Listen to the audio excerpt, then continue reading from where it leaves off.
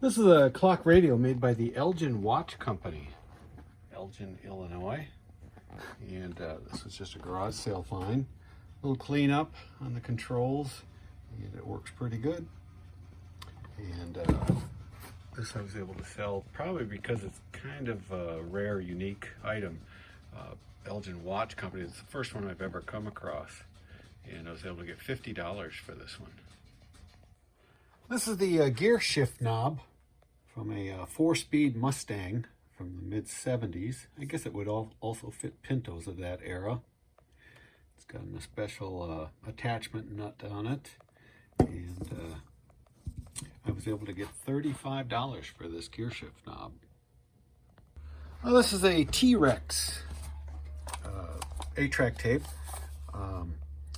When I have a bunch of 8-track tapes, I go through them and I do a little research. This one seems to sell for a lot of money, so I put a new foil splice on it. This one has the spring-loaded pads on it, and it plays just fine. I was able to sell this one for $25.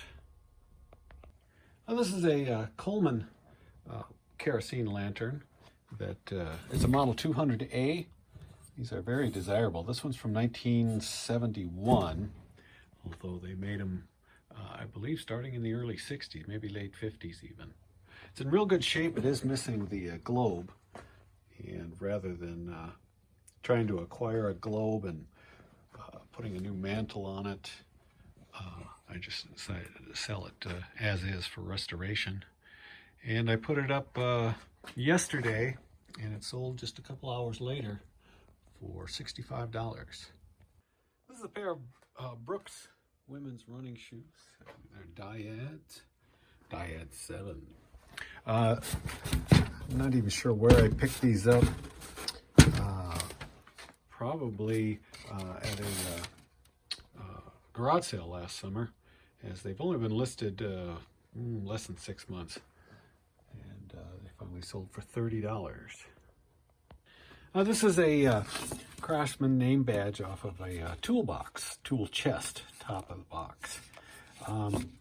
I found this basically being an opportunist. I was on my way to going for a morning hike with the dogs, and I noticed a what looked to be like a toolbox, all kind of crumpled and on the side of the road.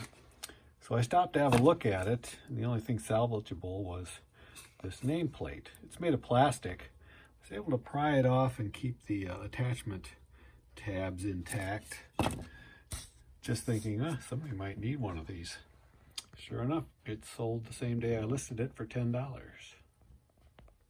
This is a collection of 56 playing cards, pin-up playing cards that many of them have some advertising, as these were probably given out by companies. See, they're just regular playing cards. There's a few, I think there's a couple of repeats in here, but I just kept them all together and sold them as a lot, and was able to get $35 for this.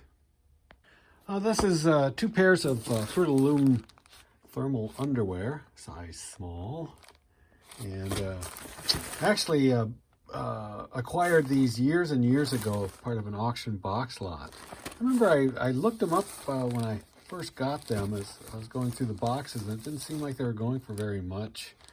So I just kind of put them back in a box, and I just stumbled across them last week and put them up for sale, and they sold for 20 bucks. Another restored turntable sold. This is a Garrard turntable, but it's sitting on an electrophonic base. And this one did have a dust cover.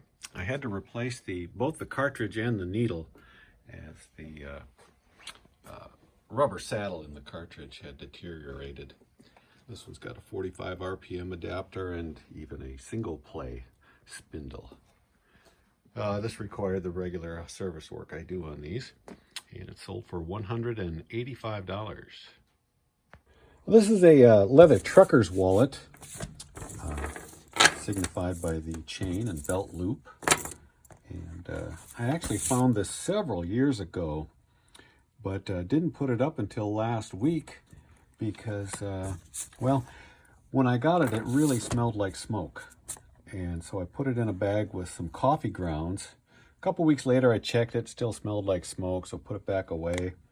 And then completely forgot about it until I found it last week, pulled it out, and there is no odor at all on it. It's in really good shape, and I was able to sell it for $45.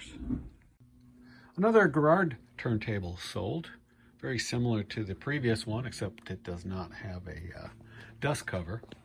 It's a masterwork base, and same kind of service was needed for this one, and this one sold for $175.